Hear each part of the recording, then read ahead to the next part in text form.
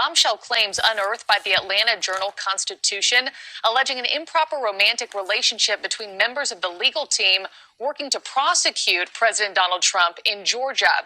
Now, according to this newspaper, a former Trump staffer charged in the alleged efforts to interfere with the 2020 election accuses Fulton County DA Fani Willis of hiring a romantic partner of hers to prosecute President Trump.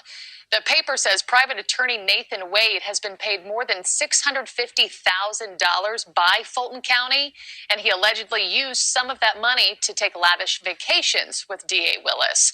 A spokesperson for the DA said her office will respond through appropriate court filings. The article reads, quote, this: the document offers no concrete proof of the romantic ties between Willis and Wade, but says sources close to both the special prosecutor and the district attorney have confirmed they had an ongoing personal relationship. Joining us now is one of the authors of that very AJC article, Tamar Hollerman. Tamar, thanks so much for being with us this morning. Thank you. I wanted to start, just the fact that these are certainly salacious claims by this former staffer, right? And if true, they raise some serious questions. What were your initial thoughts about just how consequential these accusations were when you first got hold of this scoop? I mean, they certainly are very stunning allegations, and not something that you would make lightly or that would come across every day. So at first it was just shock seeing what was in there.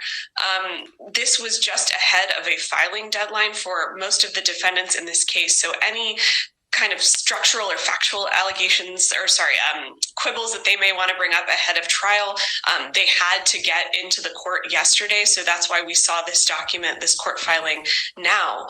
And the attorney behind this motion has indicated that a lot of this information she got through divorce filings from Nathan Wade, that private attorney who has helped drive this criminal case here in Atlanta.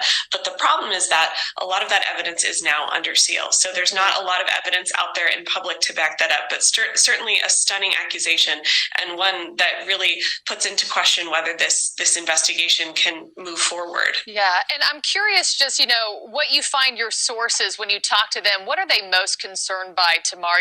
Is it just an ethics question that they shouldn't be romantically involved? Is it that Wade has received $654,000, in legal fees? Willis authorizes those fees, and now she allegedly has been using those for self-gain.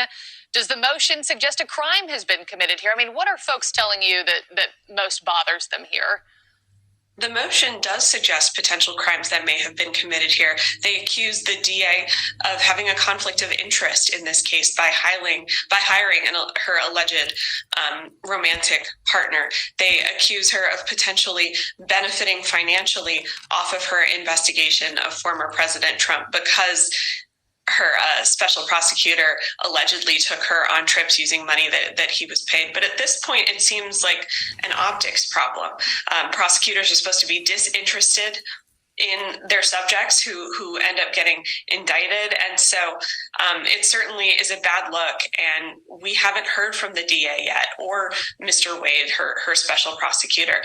They mentioned they're going to be responding in appropriate court filings, but we don't know how much of this they're going to be contesting or whether they have evidence to show that these bombshell allegations are not true. And in the meantime, you already have plenty of Republicans who have said that this investigation is a witch hunt going after Donald Trump and many of his acolytes here in Georgia. Certainly, these allegations only add fuel to that fire. And we saw even last night on Truth Social, Donald Trump's social media platform, he was already been posting about all of this. So certainly, it's a headache for the DA's office as well.